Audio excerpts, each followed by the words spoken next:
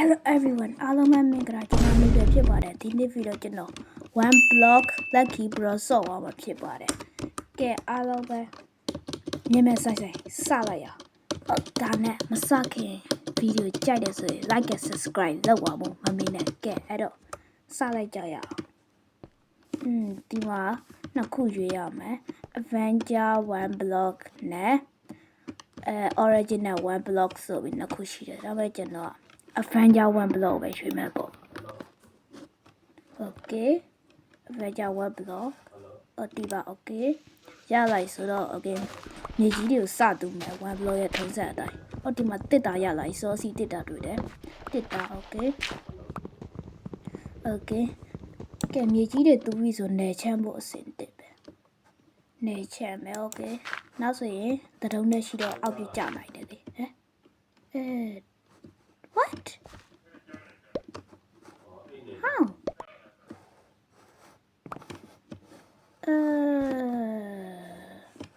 Bro, how I got it?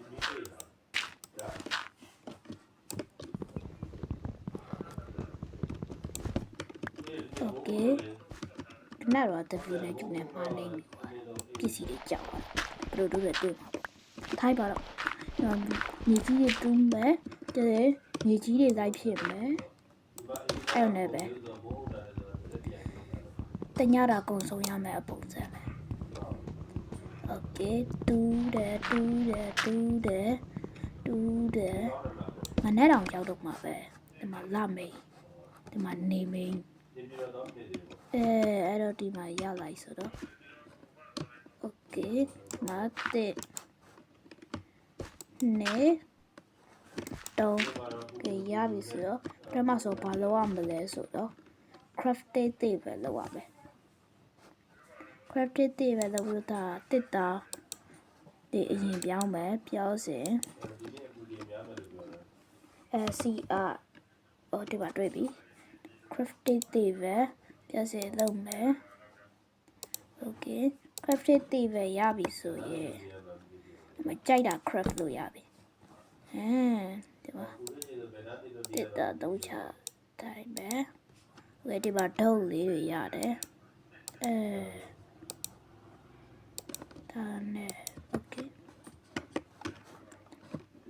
အဲ့တော့မြေကြီးပဲဆက်တူရတာပေါ့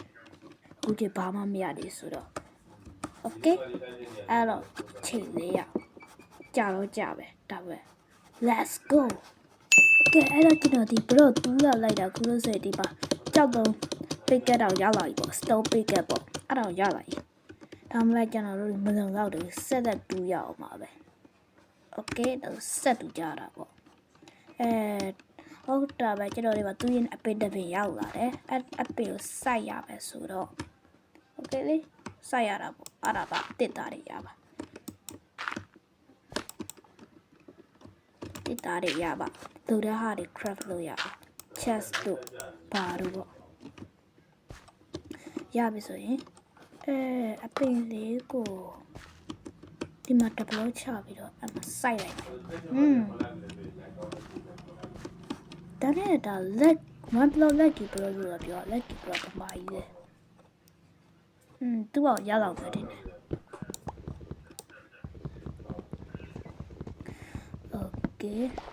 Okay ဒီတရုံးနဲ့ဆိုရင်နှစ်သုံးတော့ရတယ်ဟာ Okay ဒါဆိုရင်ကျွန်တော်တို့တွေ X လို့ရလိုက်ပေါ့ဟုတ်တယ်မလား X လို့ရလိုက်မလားမချမီပါ X ကတဲ့နဲ့တော့ Okay ဟုတ်တယ်ရပါဒီမှာ X stone X တော့ရပါပြီ Okay ဆက်လက်တူရအောင်ပါပဲဒီနားလေးကိုဖြတ်လိုက်မယ်နောက်မှတွေ့မယ်ကဲအဲ့တော့ကျွန်တော်တော်တော်များများတူးပြီးတော့ဒီမှာမြေကြီးကိုလည်းချက်ထားတယ်ပေါ့ Okay ဒါပေမဲ့ကျွန်တော်တို့လည်းခုချိန်တူးလာတာအခုမှဒါလေးပဲရဒါမဲ့ကျွန်တော်ဒီမှာ potato တော့ရလာတယ် potato အဲ့ဒါတော့ရလာတယ် ဒါမဲ့အတခုတည်းမလုံလောက်လေဟုတ်တယ်မလားကျွန်တော်ဒီထဲမှာအားတခုပဲရှိတယ်အစားအစာဆိုတော့အဲ့တော့ကျွန်တော်ရဲ့စားအတွက်တော်သေးလိုအပ်မဲ့ဟာလေးရေလိုအပ်မယ်ပြောစင်ဟိုးလိုအပ်မယ်အစားအစာပဲပြောစင်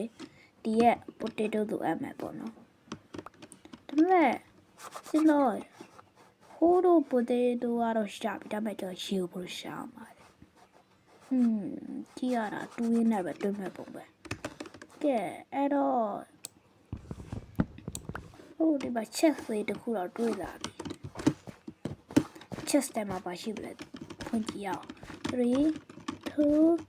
1 go lava bucket အတားရုပ်ဘာမှသုံးပြရမှာလဲfree video ဆိုတော့လည်းရှိရတာပေါ့ okay လေ lava bucket ဘာမှသုံးပြရမှာလဲမသိပေမဲ့ယူထားလိုက်မယ်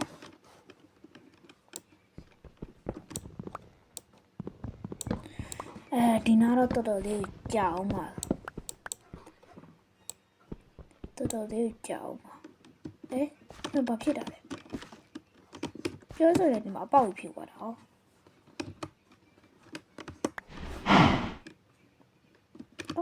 ဒီမှာနွားတစ်ကောင်ထွက်ခဲ့တာတဲ့မကျုံးရအကျုံသွားမယ်အကျုံကိုတွားမယ်ဆိုတော့အတုံးတွေကမလောက်ဘူးအတုံးတွေကမလောက်ဘူးโอเคလေဒါတွေကိုဒါဆိုတော့လောက်ပါပါတက်စတန်ဒီပါလောက်ဆိုတော့ဟုတ်တယ်မလားကဲအဲ့တော့တွားရအောင်အဲ့ပဲယူတယ်မတော့လားဆရာကြီးလို့တွားရမယ်ဒီနေ့ခဏနေgosh ကျွန်တော်ဘာဖြစ်သွားလဲမသိဘူးခုနကတော့အားကြတော့မလို့ဖြစ်သွားတာ oh my gosh ခုနကအားကြတော့မလို့ဖြစ်သွားတာတဲ့တော်ပြီခုနကတော့တင်နေစောက်ယူပါကျွန်တော်ခုနကတော့အောက်ကြတော့မလို့ဖြစ်သွားတော့ဘယ်လို apple တလီပြန်ပုတ်သွားတယ်မသိဘူးနော်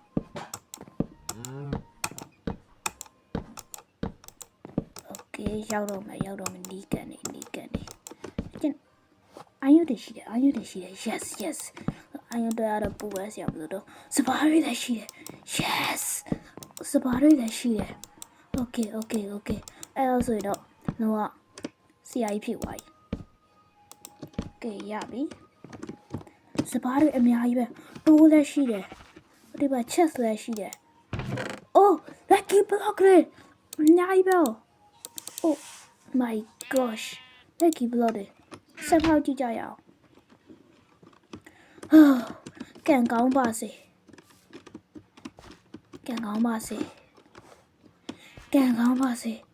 3 2 1 what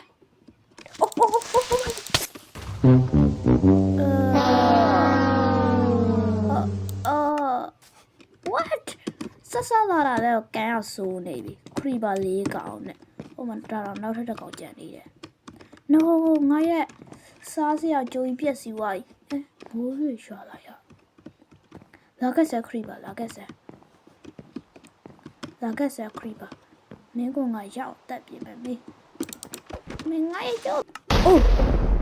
ခရီပါပေါက်သွားကြတော့ဒီဘက်တက်ပြီးပေါ်လာခဲ့တာတဲ့ gosh ဘိုးရွှေတွေပြေးနေတယ်oh no ငါရဲ့ကျုံလေးတော့တွားပါပြီဘာဖြစ်တော့ဒီမှာ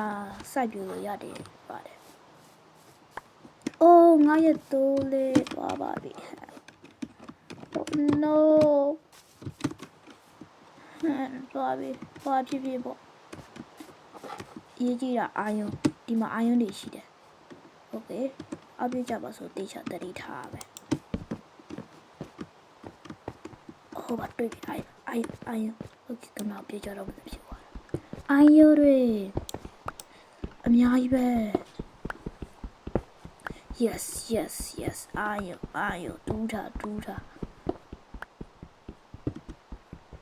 အများကြီးပဲ yes ဒီမှာလည်းကြံနေတယ်ဒီနောက်တော့ပြည့်သွားပါရ ဒီအောက်မှာလည်းကျန်နေတာโอเคဒီမှာခိုးတယ်ရိုးရိုးပေါ်ထူထားမှရမယ်redstone okay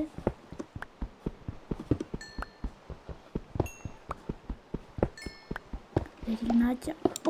oh diamond yes diamond တောင်းလို့တွေ့ပြီ okay diamond တောင်းလို့တွေ့ပြီအဲ့တောင်းပဲလား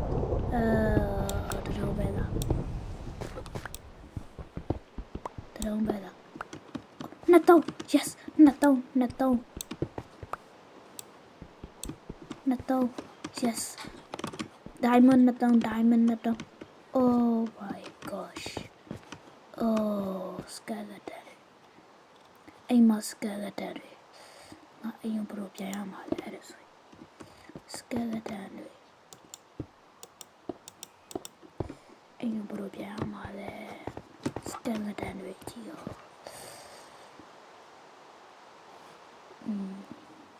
ဒီမှာလည်းဆက်နေတော့မဖြစ်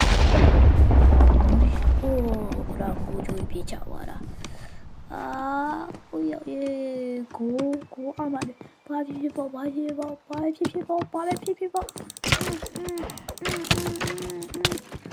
skeleton တွေကကြွားတယ်ထွက်တော့ဆဲဘာဘာရှောင်းနေပြီကုန်တာလဲskeleton တွေအားလုံးရှင်းနေနိုင်သွားပြီကဲနွားလေးအစစ်ပြေးလားနွားလေးအစစ်ပြေးလားကဲနွားတော့ဘာမှမဖြစ်မနော် skeleton တော့ပြီးသွားတော့ကဲနွားတော့အစစ်ပြေးတယ်ဘာမှမဖြစ်ဘူးဒါတိပင်အခုချိန်ကြီးပေါက်လည်းမပေါက်ဘူးကဲကျွန်တော်အခုတော့နွားလေးနဲ့အတူတူဒီညတော့ဖြတ်နေโอเคလေအဲ့လိုဆိုတော့လေအဲ့လို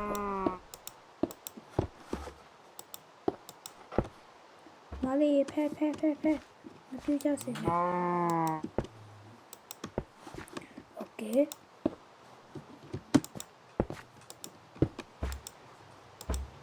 ဒီညပဲအဲ့တော့ဒီညကိုဒီလိုမျိုးပဲဖြတ်နေကြတာပေါ့ဒါလေးသူရင်းနေပေါ့ပရမတူတူကြီးအာရုံရတယ်တဲ့ oh my god okay လေဒီညကိုတော့တင်မတူရင်းနဲ့ပဲဖြတ်တယ်ကြတာပေါ့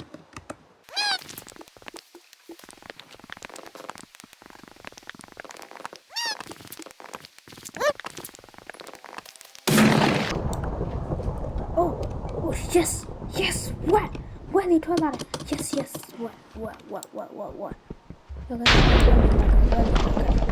what come on what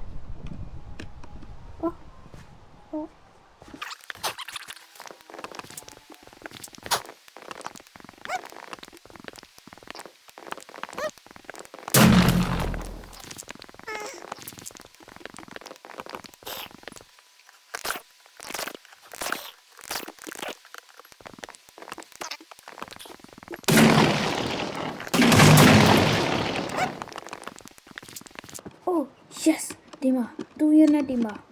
မိုးရတယ်နေတော့မယ်ပြီးတော့ဒီမှာ chest တက်လို့ရောက်ခဲ့တယ် chest တက်မှာပါတယ်ရှိပြီလဲကြည့်ရတာပါ3 2ခဏတော့ကန်ကောင်းစေတဲ့ပူတာတာလေးကိုကိုက်ပြီးတော့ဖွင့်ကြရအောင်3 2 1 yes water bucket yes နောက်ဆုံးလို့ရှိရခဲ့ yes နောက်ဆုံးလို့ရခဲ့ကွာ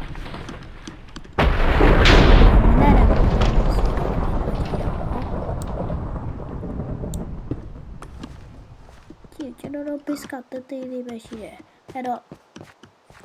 ကြည့်အောင်လည်းလုပ်ရအောင်ဒါမှမဟုတ်ပြဿနာတစ်ခုကကျွန်တော်မှာ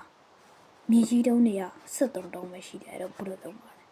72ရုံပဲရှိတော့ပါတယ်ဒါပေမဲ့ကျွန်တော်ပြင်းလို့မသိဘူးခဏနေမှတူမှာပေါ့တင်တာကခဏတော့စုံမိတစ်ကောင်လာခဲ့တယ်ပြပြโอเคနောက်တစ်ခေါက်တွေးလိုက်ပါတယ်ပေါ့ Hello what ထိုင်ပါဟိုကျုံတွားပြီးတော့no skeleton skeleton ပြစ်ချိုက်သေးပါရပြီမင်းလားအေးစေးဆုံးမြရတဲ့ဘာလို့တေးသွားလိုက်ဟုတ်တယ်မလားဆုံးတကယ်တေးသွားတာကစခရီးပါ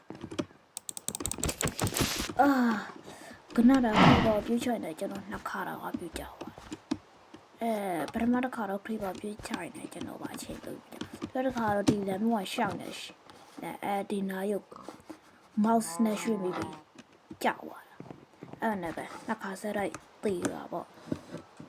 နှစ်ခါဆက်လိုက်တေးသွားတာကျွန်တော်ရပေးဆိုချက်ထွင်ရမယ်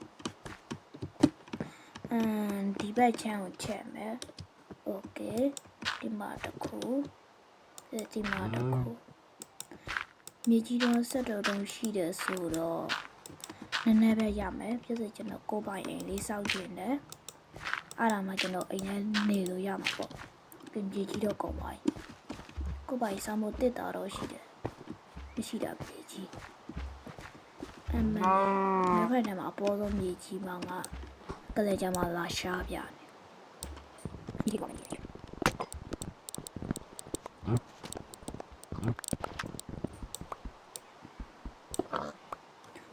နောက်တစ်ဝက်တစ်ကောင်ထွက်လာပြန်ပြီโอเคလေတော်ရပြီဝတ်တာဟင်းတော့ချက်စားလို့ရပြီโอเคဒါမဲ့ဆိုအဲ့ဒါမြေကြီးပဲတူရ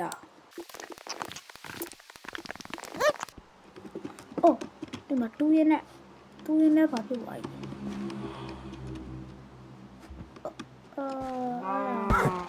အဲ့ဒါငိမ့်တာငိမ့်မလားဒီမှာကျွန်တော်တားလာအိုင်ကျုံမေ့နေရအိုင်ကျုံမို့furnace ကဒီရပဲရှာတော့မှာကွာ furnace ပမာလဲဒီပေါ်မှာ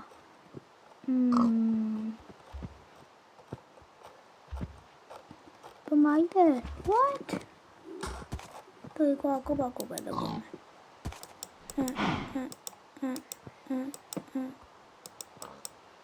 ကဲဒီမှာ furnace ရပြီတော့ဒီမှာyes ဟိုတိတ်တော့မနောက်ကျုံတော့ပေါ်နေပြီတတိမထားမိတာဆိုကျွန်တော်ဒီမှာ like ကြီး product တွေဖောက်ရအောင်ပါခရီးပါထွက်လာကြလဲကျွန်တော်စမဖောက်ဖြစ်တော့တာကြောက်လို့ကဲကြောက်အိုင်ကျုံမယ်ကျွန်တော်မှာခဏလေးကျွန်တော်မှာ cobblestone နဲ့အများကြီးရှိတယ်ဆိုတော့โอเคလေ like ကြီး pro ဖောက်ဖို့အတွက်နေရာလေးလောက်ကြရင်မကောင်းလားโอเคအခုလောက်ကြရအောင်ကျွန်တော်လုံးမှာတော့အဲ့လိုမျိုးဘလို့ထင်တယ်တော့မဟုတ်ပါဘူးဒီတိုင်းမှာဒီကနေတွားပြီးတော့နည်းနည်းရှိလေးတွားပြီးတော့အဲ့နာမှာဖောက်ပါပေါ့အဲ့ဒါမှအင်ကြီးလည်းမပြတ်စီမှာပေါ့ပြောလို့မရဘူးအဲ့ဒါကန်စိုးခြင်းတွေကန်ကောင်းခြင်းတွေရောရှိတာဆိုတော့နည်းနည်းဝေးလောက်တွားမယ်ဝေးလေးဝေးနဲ့တည်းမြဝေးလေးဒီလောက်ဆိုရင်လည်းမရသေးဒီလောက်ဆိုရောဒီလောက်ဆိုတော့ရလောက်ပါပြီဆက်ဆောက်လိုက်ကြရအောင်ရပြီဒီလိုမျိုးပေါ့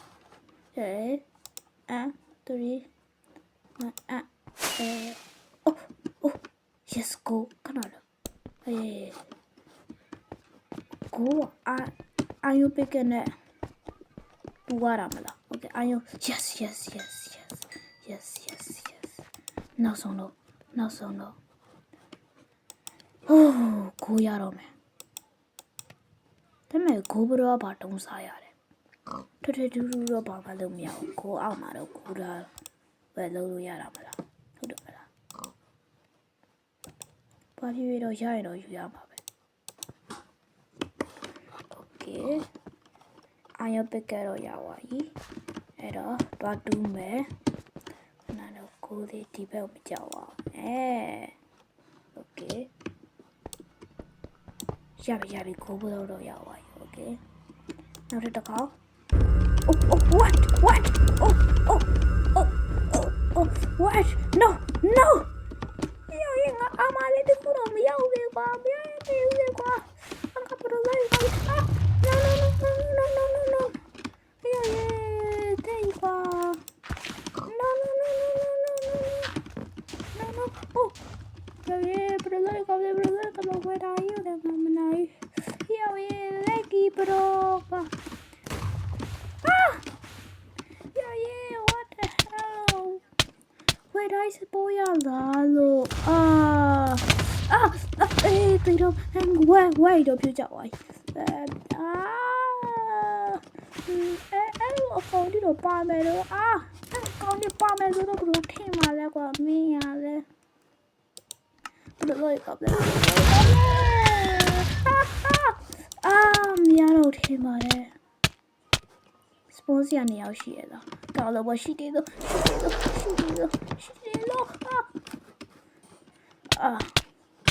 ျွန်တော်မှကြည့်ရပါပါလဲဆိုတော့呀！အလုပ်ဖြစ်တာ What အလုပ်မဖြစ်တဲ့ပြင်အနာဒရဂွန်ကြီးဟိုမှာခေါ်မိသွားပြီခွေးလာအိုးကြည့်ရောကနတွေ့လိုက်တာပေါ့ပါအနာဒရဂွန်နဲ့ Oh my god Anna Dragon ဒါပေမဲ့သူကတော့တွားဝိုက်ပေါ့မတွားတည်တာဝယ်တာဝယ်တာလည်းပြောက်သွားပြီသူလည်းသိသွားပြီလား Oh yes ဝယ်တာမရှိတော့ yes ခဏတော့ငါတန်တယ် yes Oh my goodness တော်ပြီဒီလက်ကြီးဘလို့တွေမရတော့bye bye lucky block ဝယ်လာတယ်အန်နာဒရဂွန်တွေရောမလုံလို့လားကွာတော့ဆက်မဖောက်တော့ပြန်လာတော့ငါတခုတည်းတော့အပိန်လေးမပြတ်စီပါလို့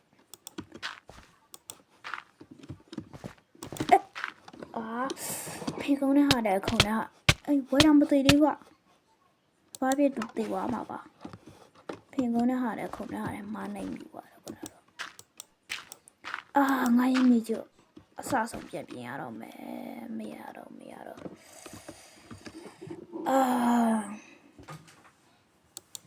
ဘယ်လိုရကောင်းမလဲအဲ့တော့ပြင်မာတဲ့ကြောင်းမှာဘာလို့ကောင်းမလဲ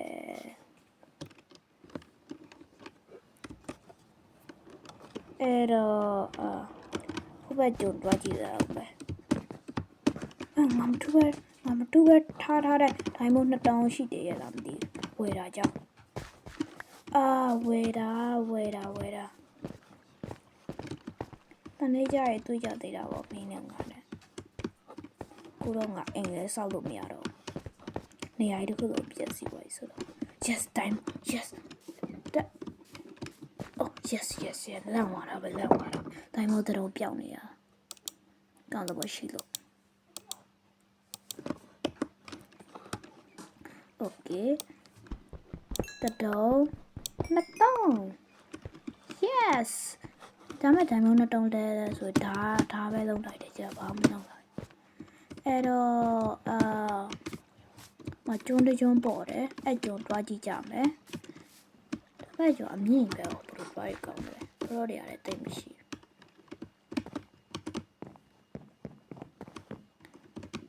โอเคဒါမဲ့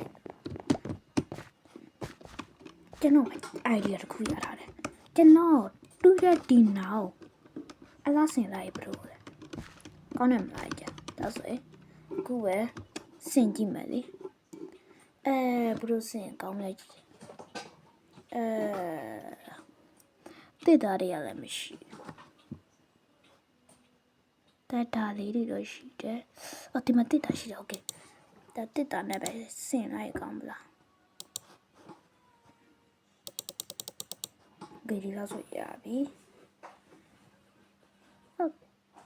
အာငါမမြင်กว่าတစ်တာလေးထားလိုက်ပါတော့ဒီအတိုင်းမနှစ်တောင်းချက်စတယ်မထည့်ရချက်စတယ်တခုကတော့လာပြီးပြည်လောက်ကြချစ်ချစ်ပေါက်ကိုချစ်ချစ်ပြက်စီမှာညတော့ရပြီဒါမှမဟုတ်ညရလဲပါဖြစ်လဲအေးကြည့်တာ decoration ပြင်လို့ပဲဟိုအနောက်ပိန်တော့ကြီးလိုက်တယ်အိုးထိုင်ပါဘယ်လိုစပြေကောင်းလဲဒီမှာတော့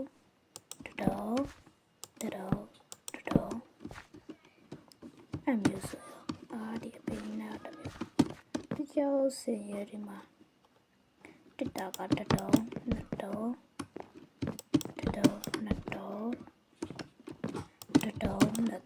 မပြောလို့ကျွန်တော်အဲ့မျိုးနေရာတွေမှာအကျွမ်းဒီတန်းတော့စောင့်နေရတာကျွမ်းကိုမကျွမ်းနိုင်တာဒီမှာဆိုရင်โอเคဒီမျိုးဆိုရင်လည်း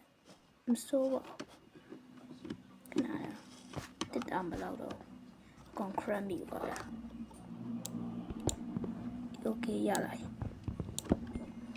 အာယုပြောစင်ဒီမှာတော့မရွှေတော့မိုက်ပါမစိုး crafted တွေလည်းမရှိတော့ crafted တွေပဲအော်ရှိတယ်ဒီမှာခုနကတော့ဝယ်တာပြည့်လိုက်တာငါလက်ထဲရခဲ့တာဘာမှမဖြစ်ပါဒီမျိုးလေးထိုင်ရော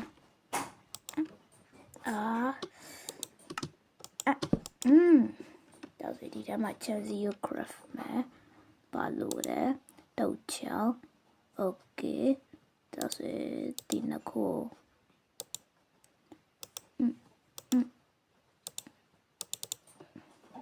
okay ပြောရပရမျိုး okay ဒါစနခုတော့ဒီမှာအမေရထိုင်ပါကဲရပြီစဒီပါတခုဒီမှာတခုတောင်းတင်မျိုးလောက်ရဒါ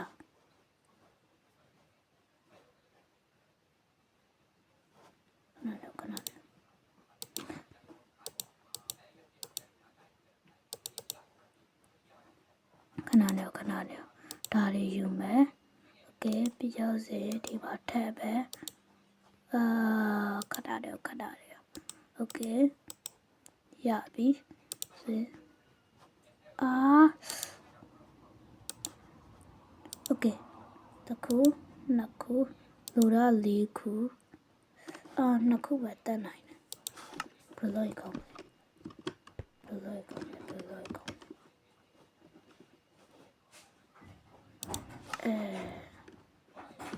နားတိုင်းမဲ့လိုက်ကြအဲ့ဒါဆိုရင်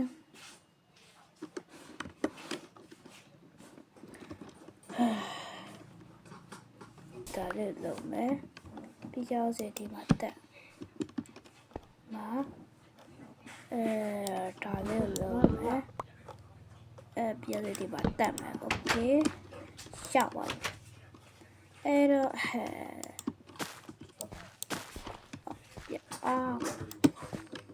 what the hell အဲ့တော့ဒါလေးတော့ဒီမှာပဲအဆုံးတက်လိုက်နောက်ဒီမှာပတ်တူလို့ပါတော့ပြတ်သေးတယ်မဲ့ပေါ့အခုတော့ဗီဒီယိုအရှိပြအောင်မှာဆိုတော့ဒီမှာပဲနားလဲကြရအောင်ကဲအားလုံးပဲ byeဒီဗီဒီယိုကျေးဇူးတင်ပါတယ် okay bye